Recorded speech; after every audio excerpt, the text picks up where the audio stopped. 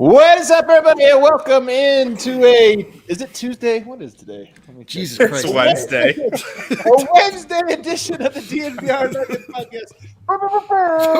I don't know if I can give an air horn to that, man. No, that was terrible. Presented as always by DraftKings Sportsbook, America's top-rated sportsbook app. I'm your host, Adam Manes.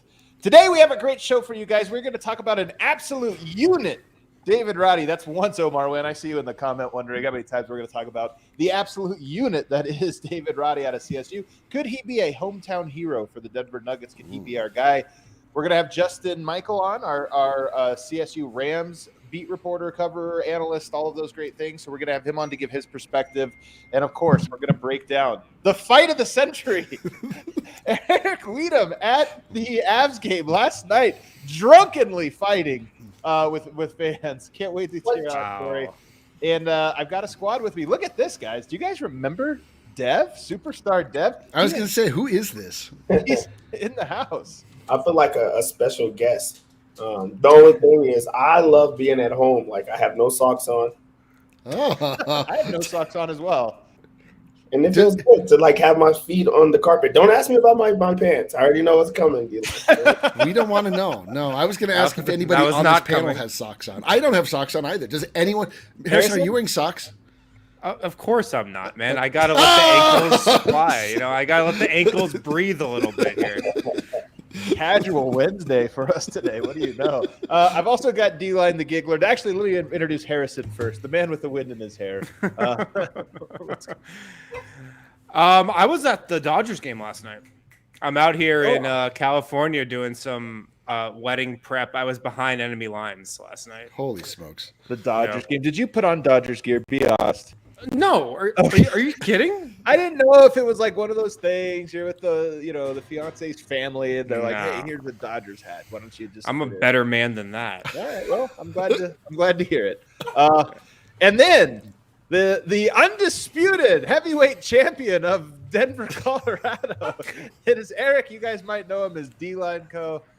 Eric, hey, I don't want trouble here, bro. I don't want any trouble. Well, listen, Adam. As a once wise philosopher once posited, and I subscribe to this, don't start none, won't be none, my man. That was. So last night, as it was well publicized on my Twitter account, I was at the Avs game. I was at the Avs game last night. At my first playoff Avs game I've ever been. Deb, you ever been to an Avs game? I have been to an Avs game. They play this game. Every time someone walks by me, they say, like, 1, 2. And they kept on doing that. And I finally asked, why are they doing the numbers every single time? And they're like, I think they just count the black people that are at the Avs game. Oh, cool. And I like the number that they were at with you was 1 or 2. Oh, every single time. Every single time. It was a great atmosphere, too. Like, I was so excited to be there. What did you wear? I wore an Avs jersey, of course. Wow. So, Eric, you need to go out already. Just one sec. Just give me one. Blow his nose. Yeah. Let's make him come back on right as he blows his nose. Watch, right as he does this, we're gonna go for it. He's gonna blow his nose. He's going off camera. What a chicken. No, so last night I was at the Avs game. It was a great time. My first thing here about it was this is kind of a funny story. Actually, I need Eric back because he was he was a part of this. So I had to buy a jersey because I don't have an Avs jersey. I never had one. And we go down the line. It's like forever to get a jersey, this or that. I'm trying to be quick. We're in between periods or what have you. And they've got the little section where you can pick it out at the store, and no price tag or nothing. And I'm like, this, it's going to be an expensive jersey. It's going to be like $120, I'm sure, or whatever. No price tag, long-ass line. Got to wait for it, go all the way through. $300 for an Avs jersey. You're pot committed at that point. Yeah. I didn't know what to do. They're like, hey, do you want us to take the tag off so you could wear it, which was my intention. And they take the tag off, throw it away. And I'm like, well, this is my jersey forever now. So I am now the proud owner of a $300 authentic Cale Makar jersey. Really caught me off guard. Yeah, the third jersey. But, Adam, you look fantastic. Yeah, which jersey was it? Was it the... You got the third. Yeah, with the Colorado flag, the triangle. Okay. It's a gorgeous jersey, if we're being honest here. But it was just kind of hilarious. Like, that was my first Avs game I've been doing a decade. So I'm very, very committed to the part now. I'm a total Avs guy. Was it Cale Makar that you got? Yeah, Cale Makar, he's the one. Honestly, like, I'm not an Avs, like, a huge hockey fan, but Cale Makar he's the one that stands out to me the most when I watch. I'm like, man, this guy's good. He's fun. Avs, of course, get the overtime win. Yeah. It was all good. But Eric, the story everybody wants to know. It was a Blues fan, right? It had to have been like it was after the game. It was contentious. It was a rowdy Blues fan, like a young guy just kind of drunk and wanting to fight you, right? Your designs suck. So what had happened was, I was with Adam at the Avs game. During the Avs game and before the Avs game, Adam and I were what's the word? Oh, drinking heavily. We were drinking heavily before the Avs game, during the Avs game, and then we were at the bar in Ball Arena after the Avs game, looking to continue the heavy drinking that we'd already, the path we were already on. So I sidled up to the bar, as you do, especially downstairs at Ball Arena. It's crowded. It's the Breckenridge Brewery log cabin that they have fashioned down there.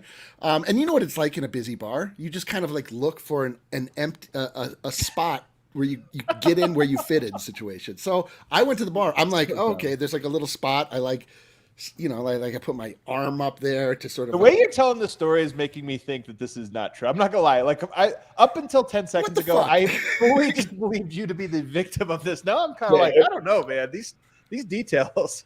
Every one of my friends that have lost the fight has started their fight. Every single one. I'm so ready to get to the climb. I'm just like, okay. Yo, so okay. Anyway, so I'm getting. This guy's like, hey man, like, back off or something. I was like, what? And he was like, apparently I was too close to he and his wife or something, in his estimation.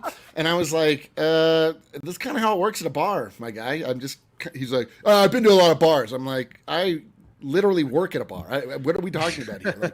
Like, so then I would just I continued on the path of ordering a drink, and he just kept talking to me. I'm like, dude, what is the story here? So then he got in my face, and he was just. And to answer Adam's question, this was an older gentleman that was also an Avs fan.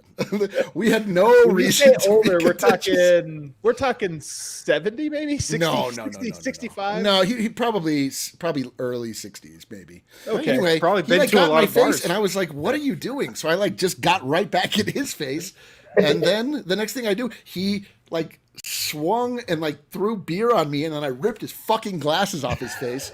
And then we were in a fracas, and then it was over, and I just kept laughing. The security came over to me. They were like, I thought we "Is were everything okay?" I'm like, "I have no idea what just happened. I have no fucking clue what just happened." But I couldn't stop laughing because it was the least intimidating experience I've ever been a part of. So he dumped beer on you. Yes. You tore his glasses off his face. Yes. Yeah. Okay. Yes. Well, because he came at me, and I was like, Yeah. I mean, I didn't punch him, but I was just like, yank. And then we were kind of going. I was like, I don't know what's going on right now.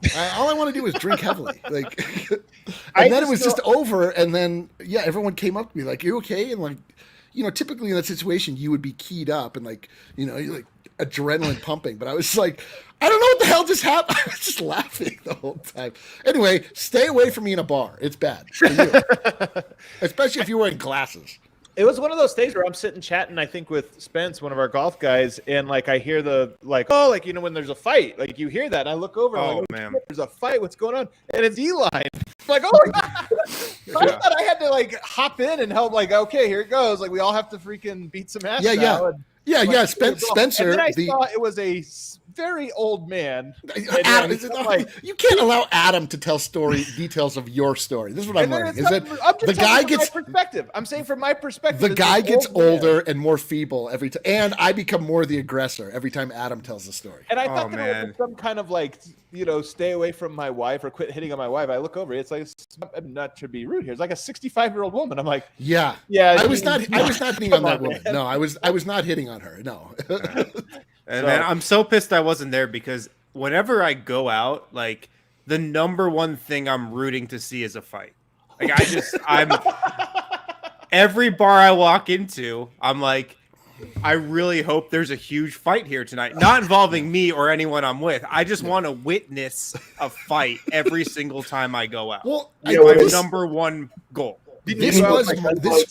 to the bowling alley during the day if you wanted to fight older people.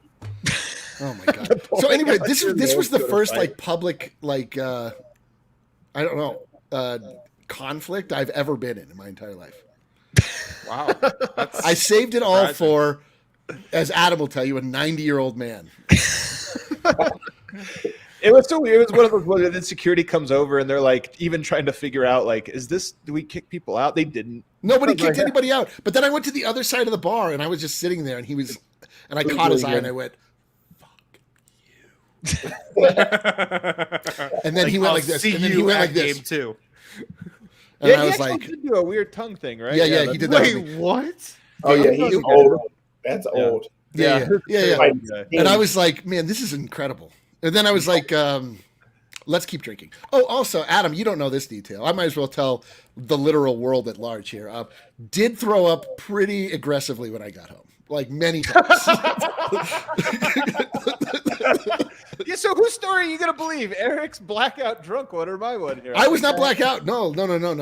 This is not a blackout story. Had I not ejected all of the alcohol that was still in my stomach, this may have been a different story. But I remember every delicious detail. Yeah, it was funny. It was like a small thing, but it was still like hilarious. It's funny when it's the Dev, handicap it real quick. Give me your top 3 most likely to get punched in Serbia on our trip. Eric, for sure. Oh, what the hell? Yeah, Eric, yeah, I mean, he literally just got in a fight last night. How could he not be number 1? yeah, for sure. Well, who's going first? I would say Eric, and I'm going to go with Vogt second, and that's like for sure. And then it depends who the other person is. I mean, it's the 5 of us plus Kale and RG. Oh yeah, then Kale, of course. So 3, actually, and then I'm going to swap. It's going to be Kale on top of Vogt. Kale, I'm bringing you on real quick here. Is it going to be Kale being punched by RG? Kale, here's what's going to happen is it's going to be Eric is going to say something really, really inappropriate. And that somebody's going to go over and be like, that guy over there just said blah, blah, blah.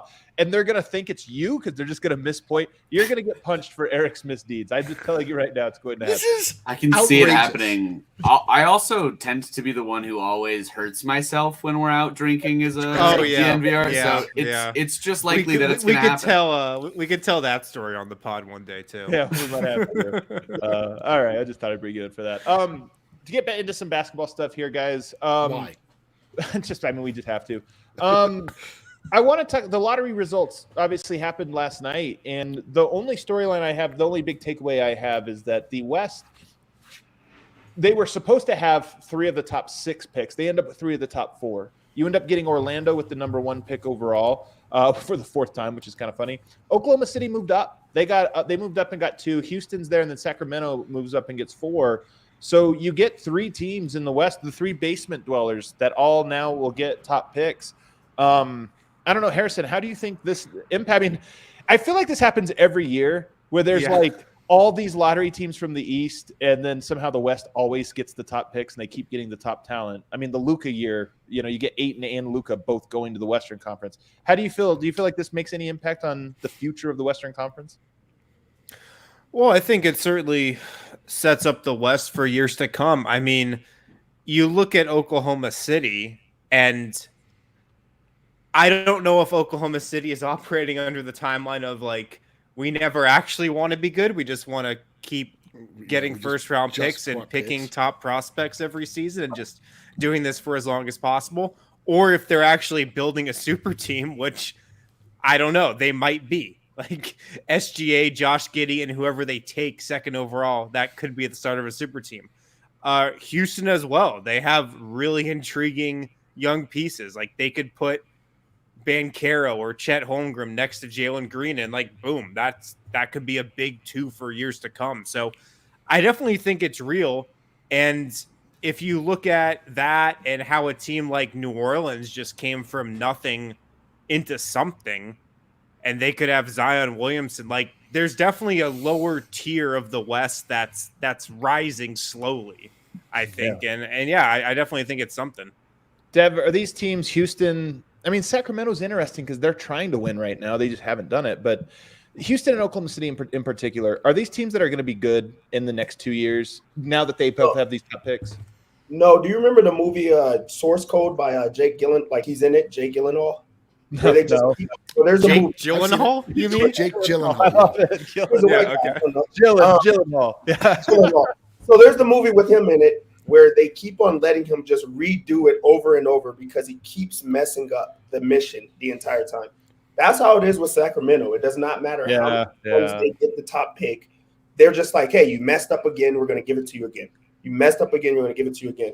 Same with Oklahoma City. Like they had their small little stint or run where they were pretty good, but also they keep messing it up. So I don't know if there's a way that they can just get better. Now they just have all these guys because they keep on swinging and missing, where there's talented players, but they're not getting better because they're still losing every single time. There's no development. It's just guys who are just going after numbers or just going after like being a young team where you don't have like veteran leadership. You don't have anyone else, and they're not using them as assets in any type of like trade or anything like that. So I don't think at all is there a way that they're going to be good. They're just going to have talented players, but they've been having that, and it does not mean anything. Yeah. The one I look at here, and the only one that concerns me, and I'll ask you this one, Harrison, but the Thunder, I don't know what they're doing. We've talked about the Dort, Giddey, Shea trio and how maybe you move on from one of those. Maybe you collect an asset, you move on and get from like Dort and you get another piece. Now you've got the second pick. You've got all those future picks as well. You even have a second pick in this draft. Where are they picking again? 12. So they have 2 and 12. If they wanted to, I think Shea is a superstar now. Like next year, if they wanted to, he could be like an all-star super, on the cusp of superstardom. He could win like most improved player, probably. He could win most improved just because he didn't play enough minutes, I guess. But I think that if they wanted to win now, I honestly think they could. I don't think they will because I do think they're going to do this slow build thing. But part of me wonders, like, you've got Dort, you've got 2, you've got 12, and you've got like 14 future first-round draft picks. If you wanted to cash that in and have a contender next year, or like maybe not a contender, but a playoff caliber team next year, they could totally do it. Yeah, for sure. Will they? I'm with you. Like, no, they're just not. Like, it is really it is unclear. I mean, maybe that's good. Unclear what their plan is. Like, but it can pivot. Part of it is, here's the thing that I think gets overstated and overrated. Teams that are like constantly trying to do this to trust the process. Guys, the process was 9 years ago. Think about, they did this slow build and it ends up they've never made it out of the second round. I do think the smarter thing, and maybe what Sam Hinkie was going to do if he would have given a little bit more time, although probably not, the smarter thing to do is collect all those assets and cash them in early, like now, 2-3 years into the process before any of them bloom, cash them in. And I look at it and I go, we keep talking about the DeAndre Ayton sweepstakes. He might go somewhere. Let's just say, again, theoretically, Ayton goes there. And you got Shea, you've got Giddey, and you've got Ayton. And you've got all those trade assets that you can be like, hey, before all these other contracts come due, we can go out and get the next big, player that's available and add him to this mix. And now you're talking Shea, Ayton, one other star plus Giddey. Like, to me, that's what I'm looking at. I don't think it's going to happen because there's been no buzz of that from Oklahoma City. But I look at it and I think they could, and honestly, maybe they should.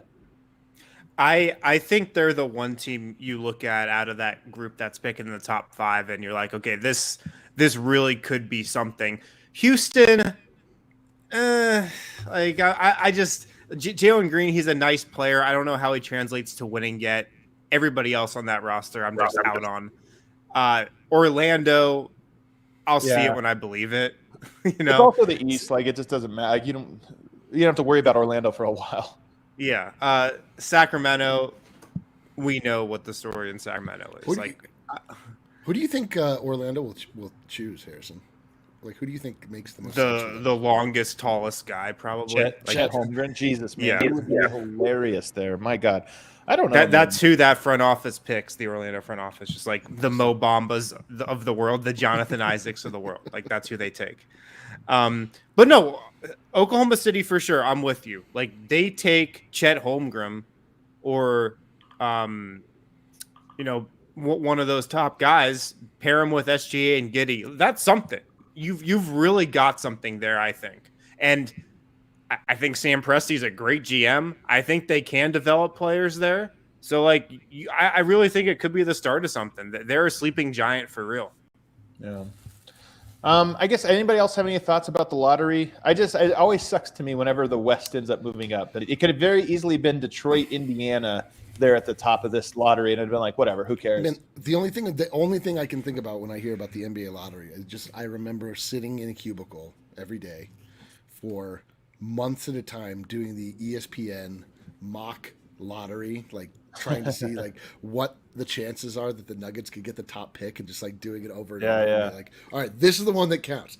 This one counts. God damn it! But it's so beautiful to not know anything about the NBA lottery. I love that I don't know anything about the NBA lottery currently. Like, that is the worst place to be when the most exciting thing you have on the horizon is the potential to maybe move up in the NBA lottery, and then there's no other things you're paying attention to. And the Nuggets, did you see, was this under your post, Harrison? Somebody put it, or no, it was under mine. Somebody asked for any statistician that was passing by to maybe weigh in on the probability that over however many years the Nuggets have been involved in the draft lottery that they've never moved up one time. And they estimated it to be something like 1 in 650,000 or 650,000, like a staggering number. I cannot believe as a society we have not moved past the draft lottery. Oh, I love it. I think this is a bad take. We can debate this later. I absolutely love the lottery, but it just seems so ridiculous. And it is so ridiculous. That's what I do love it. It's not smart. It's not good. It's not fair, but it's entertaining. So it's here to stay. It is super entertaining. The one thing that I have to add to it is, I mean, it's great for sure to be like, with the Nuggets and not have to deal with that. On the second and on the other side, do you now this year like root for teams to kind of mess up? Because Jabari Smith is probably going to go, number one, but Chet is also there. You want to get Chet out of the West because he's going to be there for a very long time, right? Like, so wouldn't you is this a year that you root for him to go the other way? And then also Ben Caro, he's going to most likely go to Houston. So you're bringing in a really good players for the future that are going to be in the West. Yeah, I do feel a little bad for the top two picks, though. You either have to go to Orlando or Oklahoma City. Rough two choices there. That's how it works. If you're a number one pick, you're not going to the best team. You go to the worst. Well, I'm just talking about the city you have to live in. The city. We got to go to break here. Then we're going to bring on J. Mike. We call him J. Mike. We'll tease it. Everybody's going to think we have Jamichael Green on. But Justin Michael covers CSU Rams. We're going to talk David Roddy on the other side. But first, I have to tell you, I really enjoy that Superstar Dev refers to him as Chet. Not Chet. They really come for your white guy name pronunciation today, Dev. I just don't understand what's happening here. Chet Holmgren is coming into the league. All right, we'll take a break. Oh, man. I love it. The NBA playoff action is nonstop at DraftKings Sportsbook, an official sports betting partner of the NBA. This week, new customers can bet just $5 on any team to win and get $150 in free bets if they do. Looking to turn a small bet into a big payday during the NBA playoffs with DraftKings same-game parlays? You can do just that. Right now, all customers can also place a same-game parlay with 3 or more legs and get a free bet back up to $25 if one leg doesn't hit. So make sure to download the DraftKings Sportsbook app now. Use promo code DNVR. Bet $5 on any NBA team to win their game and get $150 in free bets if they do. That's promo code DNVR only at DraftKings Sportsbook. Must be 21 or older. Colorado only. New customers only. Minimum $5 deposit. Restrictions apply. See DraftKings.com/sportsbook for details. Gambling problem? Call 1-800-522-4700. Also at Lightshade Dispensary right now. You can pick up some Escape Artists. Escape Artists is the highest awarded topical brand in Colorado, prioritizes quality and consistency. Their 800 by 800 creams are Escape Artists' highest potency creams available. They penetrate for deep muscle tissue discomfort, non-greasy, non-staining. They can take effect in just 10 minutes or less, so they're really fast absorbing. They can last up to 2 to 3 hours as well. So you can find Escape Artists at Colorado's premier dispensary, Lightshade, with 11 convenient Denver Metro and Aurora locations. The Barnum location, 1 block off 6th and Federal, is now open as well. You guys can get 25% off non-sale items with the code DNVR. DNVR. Walk into a Lightshade dispensary, walk into any of those 11 locations, tell them the code DNVR. You're going to get 25% off non-sale items. You can shop online at lightshade.com for pickup, or visit a Lightshade location near you. All right, Eric, I wrote you a message in the chat. I'm going to pull you out there for a bit as we bring on Justin Michael. You can just kind of hang out in the back. We'll bring you back on in segment 3. But we welcome in now Justin Michael from CSU, from DNVR Rams, to talk a little David Roddy. Very excited about this. Justin, thanks for joining us, man. Excited to be on. And I'll say real quick, I agree with Harrison. Orlando might be the worst city in America. It's certainly my least favorite. I hate it. Way. I think that's a crazy one. Like Orlando, to me, it's not a good city by any stretch. But like, if you're an NBA player, it's comfortable. You're at least you're not gonna be like bothered. The weather's fine. The weather's good. Yeah. Do you pay income tax in Florida? Oh no, state tax. You've got that's the best part. That's the best part. You can own. I think Orlando, Disney World. Orlando's also super cheap. This is why like a lot of like very rich athletes have homes there. Because I'm sure if you play for the Orlando Magic and have a good contract, you probably own like a 40-bedroom house with That's a good point. My Orlando experiences are like staying in crappy hotels off the freeway across from Disney World and hoping that somebody's not like doing drugs next door or getting stabbed or something. But Disney World's fun, I guess. I think it could be I don't know. I don't think it would be the worst one. If you did worst NBA cities, I don't know.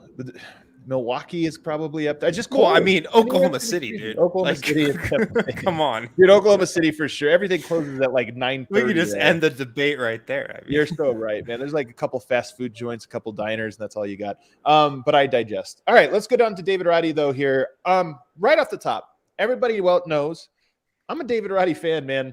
I like weird players. I like guys that break molds. Like he does not fit into any box. Like he is a very, very unique type player. A la, as we're seeing, one of the biggest risers of this playoffs, Grant Williams. Roddy has some Grant Williams-esque traits to him, like some things that you're like, hey, man, this guy might actually be a diamond in the rough here. Justin, give us the quick overview here of who is David Roddy and what's his skill set? I mean, he's kind of the Swiss Army knife of CSU men's basketball. He plays 1 through 5. I mean, really, more times than not, he's going to be kind of on the interior when they're not doing the 1 in 4 out, which it just kind of depends if he's the 5 or the 4 and what they're doing there. But I mean, he can do anything. Last year, what really separated him from kind of previous seasons was he just developed an elite 3-point shot. And at that point, Mountain West defenders, they didn't know what to do with him because they tried to come out and then he would drive on them, or they would, dare him to shoot and he'd hit 6 of them and, go for 36 like he did against Creighton. So he's just a really unique player. He's a skilled passer. At times can be a little careless with his passing. I think that's one thing he'll have to refine at the NBA level, just because, your room for error is just so slim there. He's not going to be able to get away with some of the stuff he got away with in the Mountain West. But yeah, man, he's a unique athlete, really, really strong, and a tremendous teammate. It's not very often that the conference player of the year is like universally beloved, not just for his basketball abilities, but because he's just genuinely a really great dude. And, me selfishly, obviously, I'd like him to come back.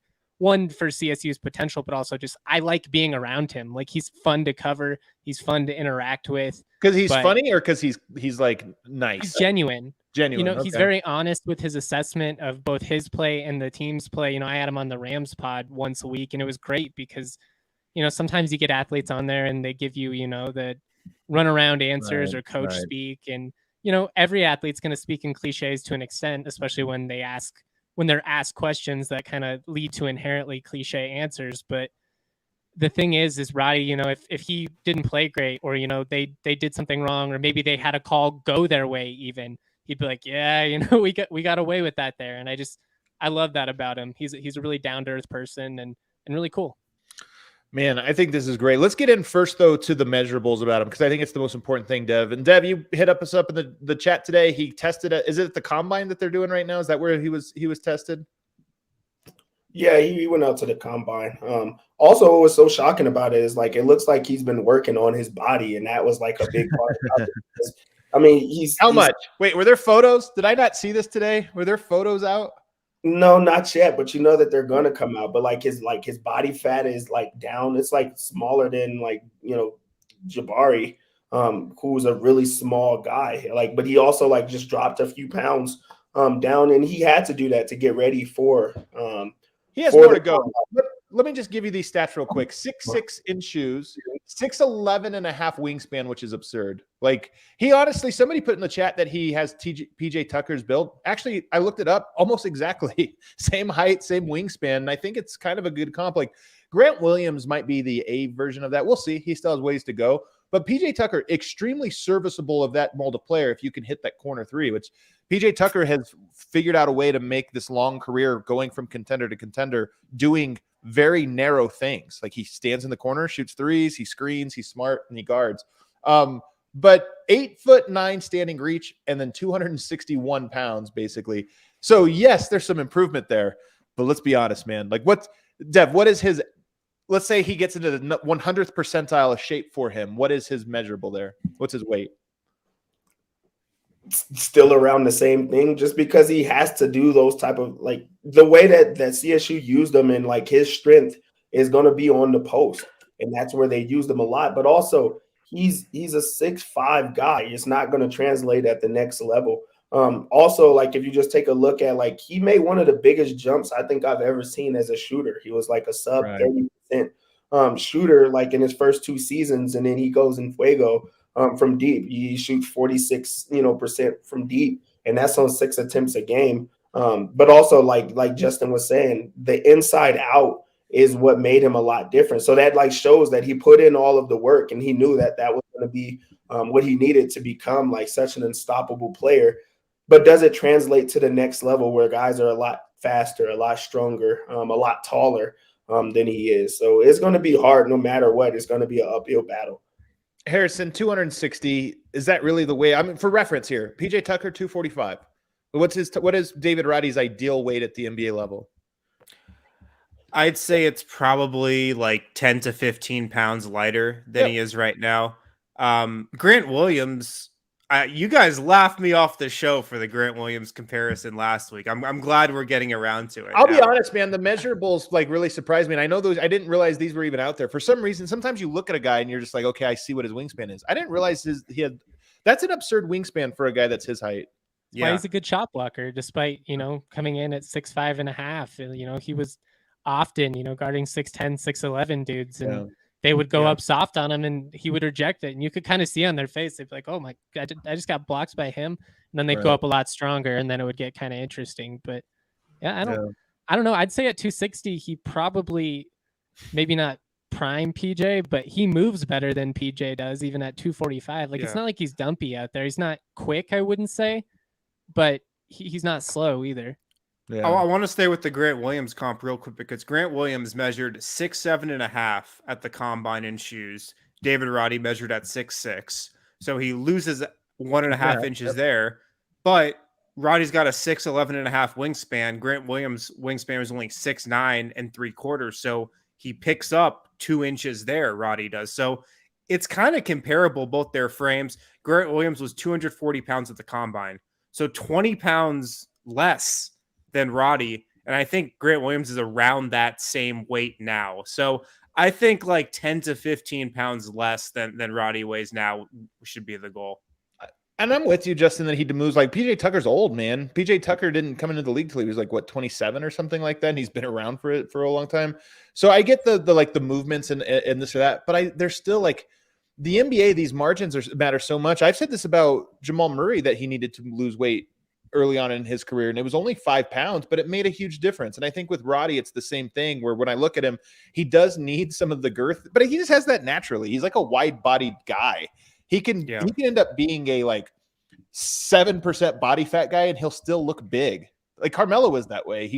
He was a little like round-faced and this or that, but he actually slimmed down a lot, and he still looked fat just because of his body. I think Roddy will be the same, but I don't know. He's still it's 11.5% body fat, still a lot. He's got to find a way to drop some weight, but not lose the strength, because the strength is like a huge part of his game.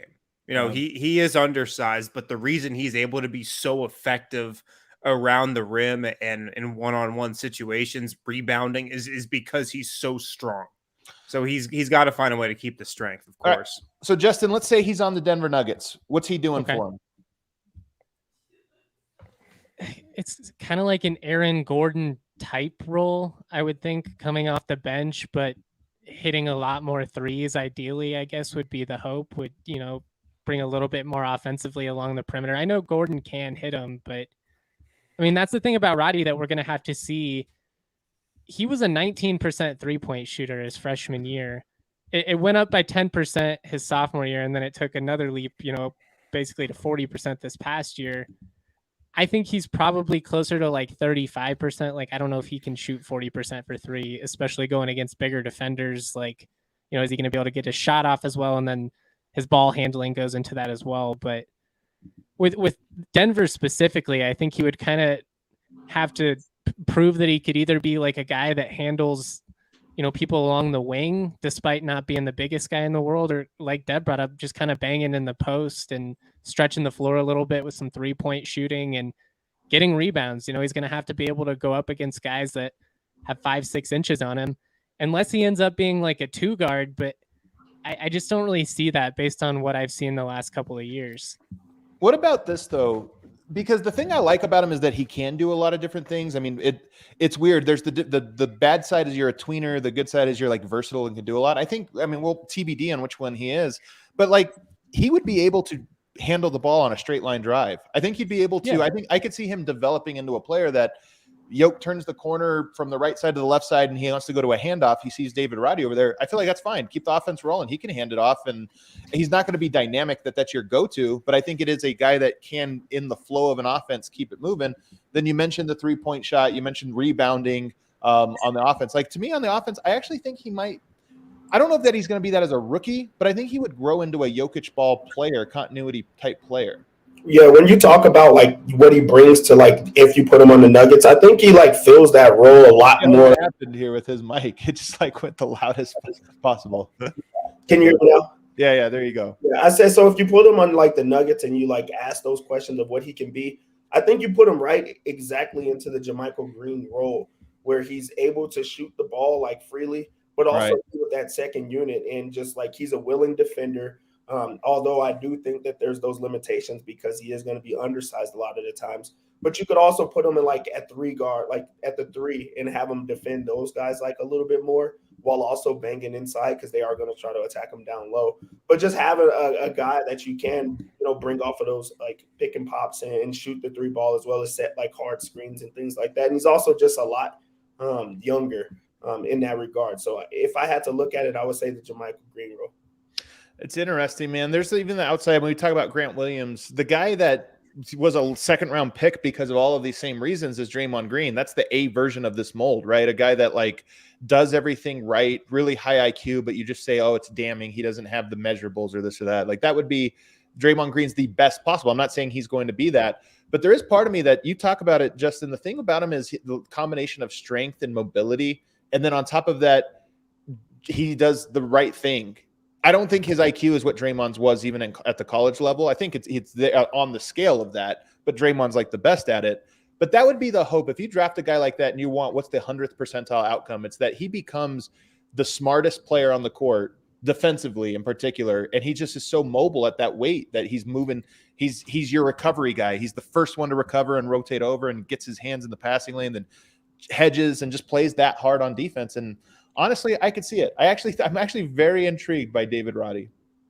The instincts are definitely there, and he's a willing defender. I think that's the most important component. Draymond is obviously one of the best defenders in the NBA, like maybe one of the best defenders ever. But David, he's into it. There are times where you can kind of see he's out of position. He gets bullied by some bigger guys, but he's just such a hard worker. Like, if you get him in the right role and you match him with the right players, like he's going to just, if you just really want him to do this, lock in on, defending this part of the court and, shutting this guy down, he'd be up for it. Like, I have a hard time seeing him fail. And to be honest, like that might be me too close to the situation. Like I said, I really like the guy as a person, not just a basketball player. So I'm obviously rooting for him to succeed, but I'd want him on my roster, especially as a contender, like where if you get him late in the first round or early in the second round, which is kind of, it seems like that's where his stock seems to be trending. It'd be interesting. I'm curious to like Dev, especially, how high do you think David could go in this draft? I don't think he like touches the first round at all. I think that it's like a low second round, but also I think that that's like the great thing about maybe him coming back for like one more year just to prove it. Because I think that when you talk about Roddy, you talk about can he defend, the bigger guys, or can he step out and defend guards a lot? So maybe he needs to just bolster that side of I can step out and guard guards. So like maybe you just do game film on just him defending guards, or also I can show for another year that I'm able to shoot at a high rate, higher than 40%, and things like that. So I think that he should have one more year just to prove it, but also like to just answer those questions that so many people are going to have. Like this is going to be good for him to go through the combine and to work out for those teams and see like what differences he has and how it looks. Like in the Mountain West, while they're like really talented, it's not the same that they're seeing from the other guys like across the country. And he got to prove it, in that Michigan game, and he really didn't. So it makes it really hard for him that there's so many things going against it. So now it's about proving it. So I think that this is a big year for that. I think this is the hard part about it, Justin, to be honest, is that I think he is probably like when you just talk about fair value in terms of risk reward, 21 is a little high. Like I think you want a more likely he's going to give us something type player there, or you want a higher upside play at 21 where you're like, hey, I don't know, but he could hit. He does feel to me a little bit more like a 33rd pick, like an early first, second round type guy. And it makes me wonder, look, Denver, maybe they are interested in that 21. Maybe there's a team out there that'll trade for 33 and next year's pick that's going to end up being somewhere in the 20s. And Denver just rolls it into next year while still getting their guy. If they view who they should take for value at 21 versus what they would get in David Roddy, they might look at that and go, hey, for us, this is a lateral move. And then you roll it. To me, that's the most likely outcome for Roddy winding up with the Nuggets, is if there's some kind of draft day trade where Denver moves back. Yeah, 21 feels a little bit high. That's kind of what Harrison and I went into when he came on the Rams pod last week, is just, when you look at the way it's going, it was kind of like when, people were talking about Trey McBride. It's like, yeah, it'd be cool if Cincinnati, took him with the 32nd pick, but probably wasn't going to happen. Like it'd be really neat, but it didn't end up happening. He ended up in a good situation. I'm going to be interested to see what NBA teams think of him and just kind of what kind of feedback he gets. And I think the big dilemma is, can he improve his stock enough? Because, at 21, he's still pretty young. He goes back to school another year, you're a year older. And then all of a sudden, if you're kind of at the same position, the teams that might have been willing to take a risk on you at 21, maybe 22 is too old for them now. I don't know. I was going to say, there are a lot of things you got to consider there. He's the type of guy that I don't think his draft stock goes up. How could it go up? I mean, he's not going to shoot better than 44% from three next season, most likely. And that's like the one thing I think teams would want to see. But to Justin's point, even if he does play better, maybe it's not the shooting splits, but maybe he does another year where he shoots 40, but he's more dominant, more this or that. It's canceled out by the fact that he's a year older, and teams just get weird about that. Like they just are like 21, we can't take that guy, he's old. So I don't know if that's the case. I know there's always if you're a second rounder, maybe you just want to go back to school. But to me, I look at it, next year's class has some big names in it. I don't know. To me, it would make sense for him if his aspirations are primarily or exclusively NBA. For me, it would be to come out this year and hope you get the right situation that's going to let you stand, which I think he can do. All right, Justin, we're going to have you on again later on. Everybody can find out more. Like he said, he did shows with David Roddy all throughout the year, all throughout the season. And he's got great coverage on CSU Rams. We're going to have you on again probably in the next week or two, because we'll continue to do some stuff with David Roddy. Oh, yeah. I love it, man. Thanks for having me on. This was a lot of fun. You bet. Let's take a break. On the other side, we'll bring back D-Line, a CSU alum and David Roddy super fan, to get his insight on what are we calling him? The Body? David the Body Roddy? David the Body Roddy. All right, guys, make sure to pick up some Breckenridge Brew, the official beer of DNVR. That's Breckenridge Brewery. Make sure to pick up some for the Avs playoff run, and make sure wherever you are, even if you're not in Colorado, you can go on their website and check out the Breck Brew beer locator. It will tell you where to get Breck Brew closest to you. If you're in the area, stop into the DNVR bar. We got Breck Brew on tap. We got Breck Brew seltzers as well. Since it's the NBA playoffs, make sure you're still drinking the Mile High City Copper Lager from Breck Brew. It's in that Nuggets blue can with the Nuggets logo on it. You can't miss it. So make sure to pick up some Mile High City Copper Lager from Breckenridge Brewery. Also, just throw out a DraftKings pick of the week. Oh, I can't wait to hear what you're picking tonight. I can't wait. Oh, he always does this on the cuff. I can't wait. Let's hear it. Oh, man. Mavs Warriors game 1 tonight, guys. Yes, that's Mavs the one. Warriors game 1. That's what you were going to pick. What are we feeling tonight? What are we feeling tonight?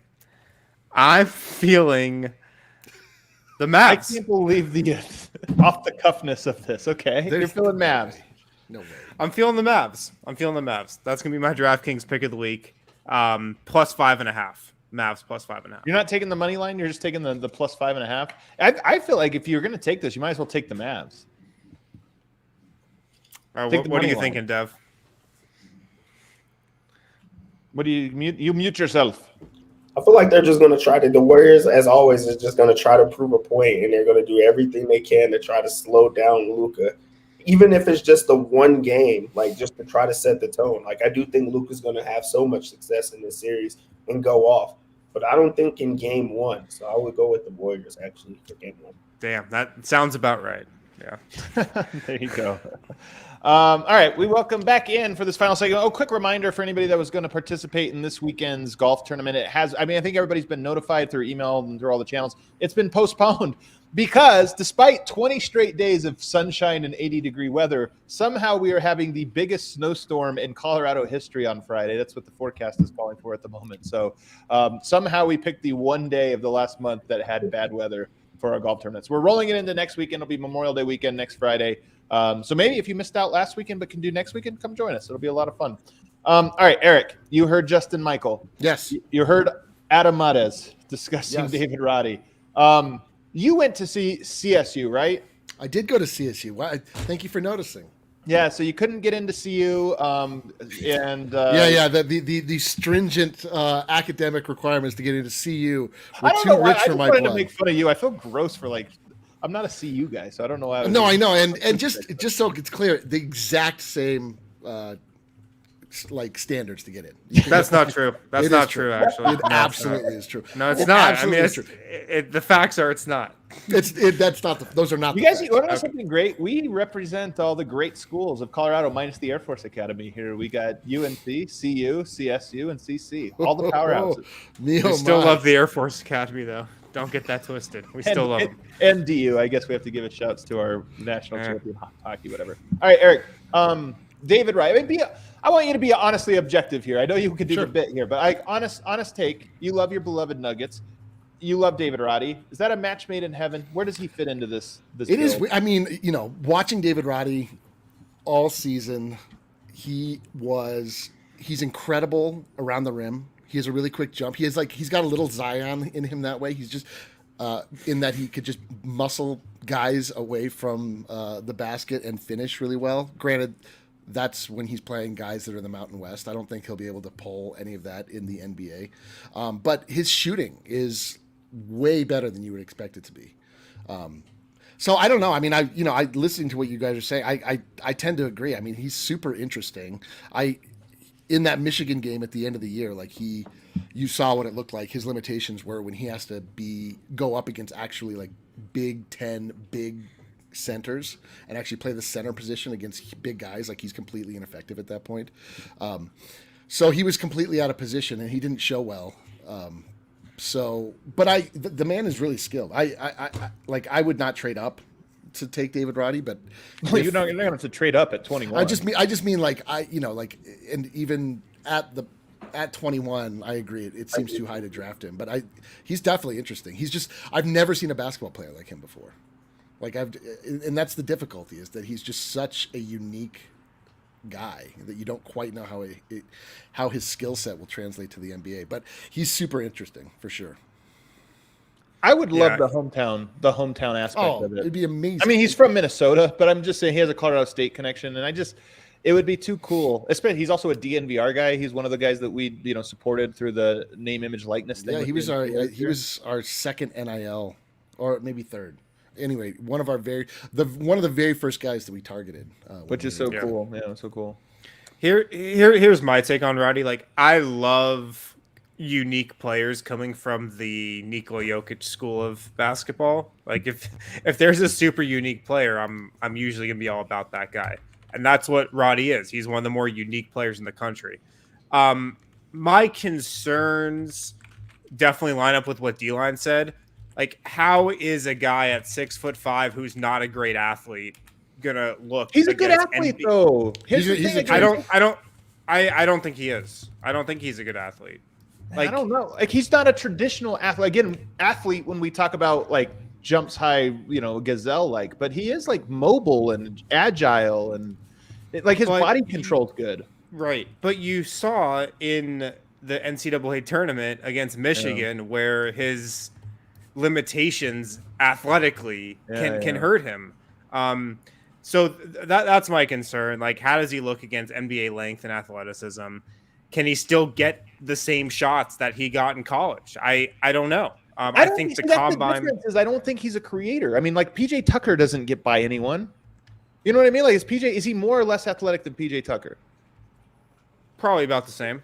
Well, the thing is, PJ Tucker is like just sitting in the corner and waiting for So that's the other thing. I think for his shot, like he has to become a knockdown corner shooter. I don't know if I trust his 3-pointer like more than that.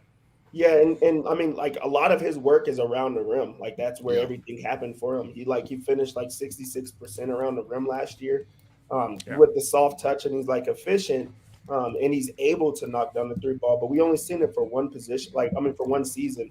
And he Harrison just talked about that Jokic like school of just being so unique, and like Roddy doesn't fit into any type of mold. But when you just look at the numbers, like last year he got 4.5 post up touches a game, and if you like put that in comparison, Jokic, Embiid, and like Nurkic is the only ones that get that type of touches a game. He's not doing that at the next level as a block scorer. So like it's a lot different than what you see all the time. Like he has exceptional footwork, but how is that translating? I think that's what makes it so difficult. Yeah, the main thing about David Roddy is that the game he played in college will not translate in any way to the NBA. So we just don't know. He has skills and he has things that should by all means translate, but we've just never seen it because I mean, there's no universe you would put him as your center in the NBA. Do you think, though, part of this, Eric, is that Jokic is so unique that sometimes players that have other unique skill sets that you're like, you can't do that? Maybe you can with Jokic because Jokic does the stuff that you would traditionally expect a power forward to do, for example. Yeah, I mean, I liked what Justin said about him being sort of like a little bit in the mold of an Aaron Gordon, but just can shoot a lot better from the third. Like he's a big body. He's not slow. I mean, he is athletic. Like he absolutely is athletic. He dunks it like pretty hard sometimes where you're kind of like, and this is a guy that was a quarterback. Like this is just a like, oh, that's right. All-state quarterback. Yes. This is just a skilled individual. Like he has that mastery over a ball the way that like Jokic does. Like he's able to put it sort of where it needs to go. Yeah, we also haven't. Oh, go ahead. When you look at last year, like what the Nuggets are missing the most, what is it that Roddy brings that that you need on the Nuggets roster? IQ, like the willingness to be within himself. I know that those things are more abstract. Yeah, but okay, yes, but when Dev's talking about usually like a Herb Jones, it's like he's a defender. We know like okay, that's his elite skill. But I do think there's something to Roddy. I don't know if he's good enough to do it, but I feel pretty confident that he would play the right way. Yes, absolutely. And also the other thing about Roddy, like I think one of his best attributes, we haven't talked about it at all, is his motor. Like the guy plays really hard every single time he's out there. He beats guys to 50-50 balls. He gets, those contested rebounds. Right. Yep. Playing hard, I think, is kind of a skill that is undervalued now in the NBA. And Denver needs it. Like, I think that's just like when you look at his skill set, you're listing everything. That's near the top. His motor, it's an A+ motor. Yeah. I think one thing that happens far too often, like, well, first of all, I'm going to speak out of both sides of my mouth for a second.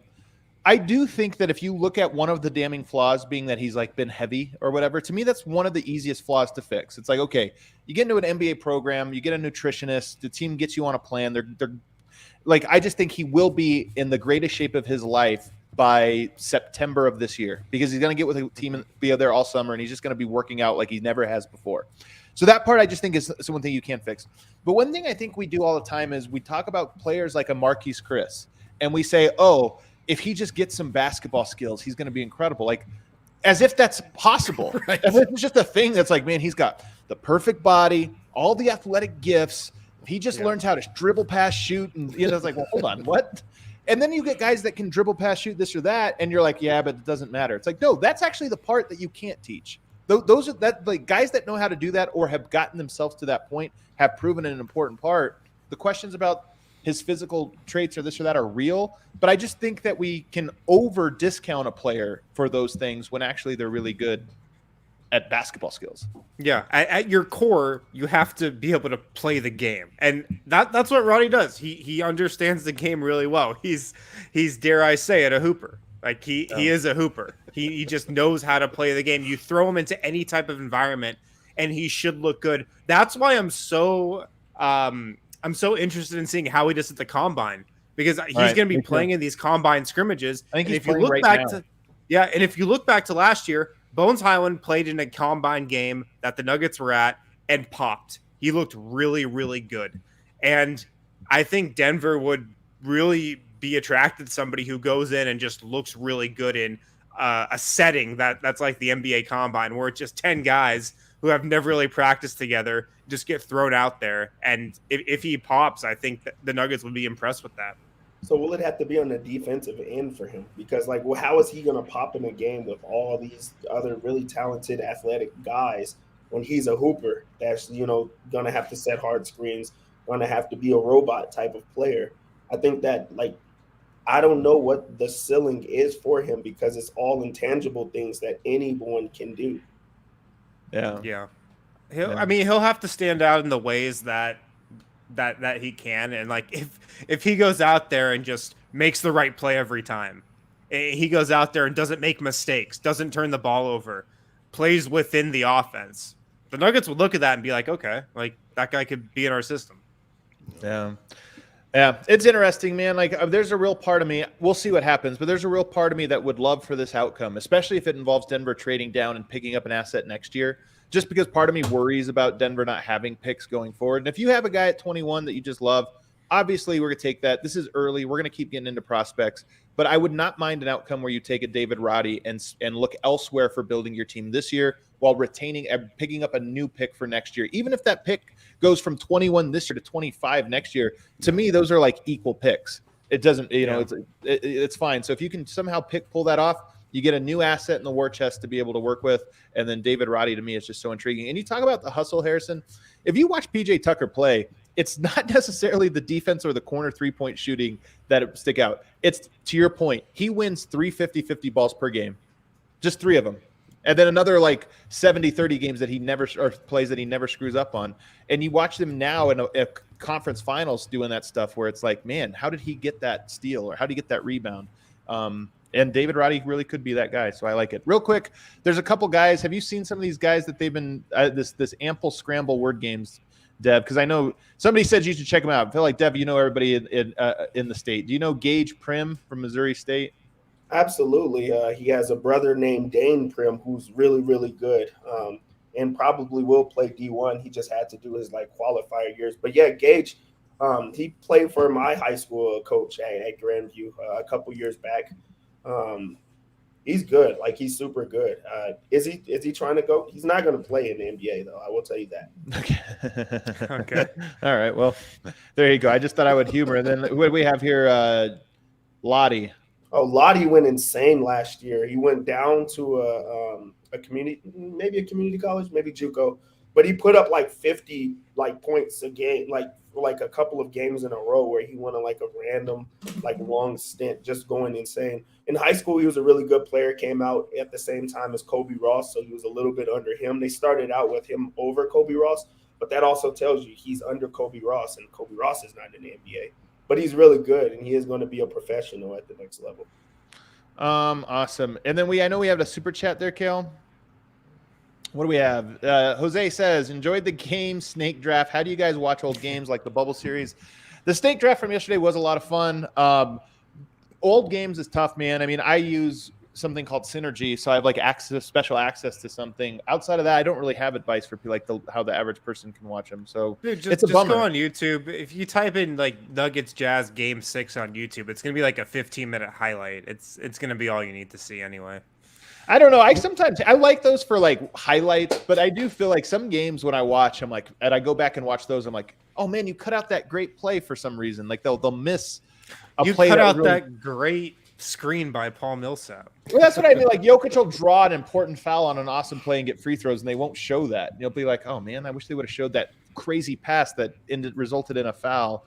So to some of it. And then last thing I would see here, Razor Burn says, I received some DNVR merch the other day and absolutely delighted. D-Line aced the designs. I hate giving praise to D-Line or allowing anyone else to on the show, but I'll allow this one. In large part because Razor Burn, you are an absolute homie. First team, we see you. Always in the chat, always spreading some love for DNVR. We love and appreciate you, man. First team, for sure. Anything before we get out of here, fellas? Just one thing. I did look. It is actually more difficult to get into CSU than it is CU. It is 84 to 85%, and the GPA of the average student coming into CSU higher than in CU. So that's the last thing. Can you? I'm gonna need your sources on that. Can you I used something called Google. Can you compare CC there real quick? Just kind of nope. Take a quick look and see what it is there. I don't even know what that is. I don't even know. I literally don't know what that is. All right. Well, I guess we'll just have to leave it at this. You guys can go. No, I'm just kidding. All right, everybody, hit that like button on the way out. We'll be back again tomorrow. See you then. Let's go.